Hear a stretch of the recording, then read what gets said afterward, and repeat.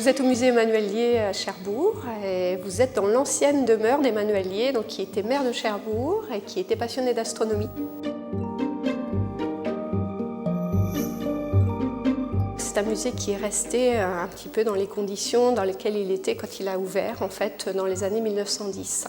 C'est un musée encyclopédique, on peut dire. C'est un musée qui correspond à l'esprit des sociétés savantes de l'époque. Un musée des scientifiques qui, à l'époque, étaient des gens qui avaient une curiosité importante, qui s'intéressaient par exemple à l'archéologie, à l'ethnographie, et en même temps qui étaient médecins, par exemple, de formation, de métier. Donc c'est vraiment un musée, effectivement, de la science à une époque où on s'intéressait à différents domaines.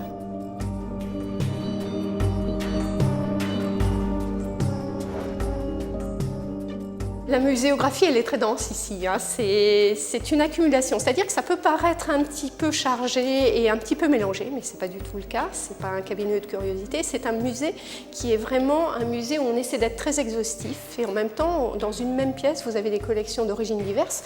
Ça montre un petit peu l'esprit des érudits de l'époque, hein, cet esprit justement très curieux, hein, de différents domaines de la science. On n'était pas spécialisé à l'époque. Hein. Voilà, c'est l'esprit encyclopédique de la fin du 19e et du début du 20e siècle. Les gens d'ici, de Cherbourg et de l'extérieur, pensent que c'est la maison d'Emmanuel Lié et puis c'est quelqu'un qui a voyagé et qui a rapporté tout ça lors de ses voyages. Ce qui n'est pas le cas, donc on est quand même sur une idée, sur un préjugé. Je pense que ça serait intéressant au moins de mettre en avant les différentes personnes qui ont été importantes. Henri Jouan, par exemple, qui est allé en Nouvelle-Calédonie et qui, après sa carrière de marin, est devenu conservateur du muséum dans les années 1880-85. René Collignon, juste avant la Première Guerre mondiale, qui a aussi un rôle important, qui a travaillé sur l'inventaire du musée, qui a donné ses collections.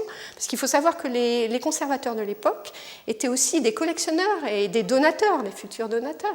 Donc toutes ces personnalités, il y en a eu d'autres, hein, j'en cite deux sur lesquelles on travaille un petit peu plus en ce moment, mais je pense que ça serait peut-être bien qu'on arrive à mettre ça un petit peu en évidence à travers cette première salle, sans changer fondamentalement l'organisation, c'est-à-dire que on peut faire évoluer la muséographie tout en gardant par contre la confrontation dans les mêmes pièces entre différents domaines.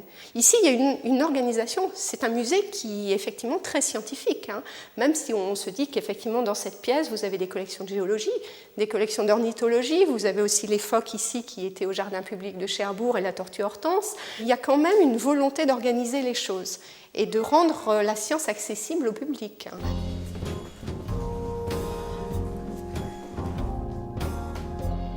Là, vous avez des collections qui viennent de l'île de Tatillou, à l'époque où il y avait un laboratoire de biologie marine.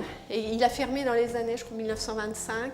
Et donc, les collections sont arrivées ici. Ce sont des collections qui sont liées à la flore, à la faune locale.